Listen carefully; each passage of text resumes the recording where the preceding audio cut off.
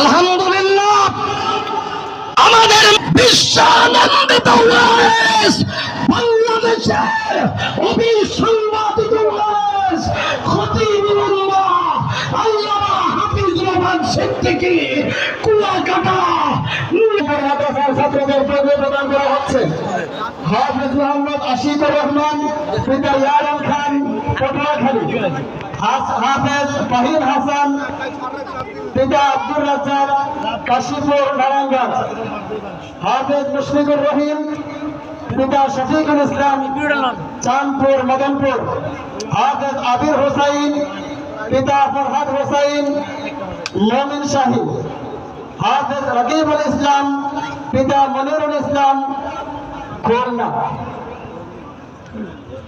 তাদেরকে চাঁদপুর মাদ্রাসার পক্ষ থেকে সম্মাননা পাগড়ি প্রদান করা হচ্ছে।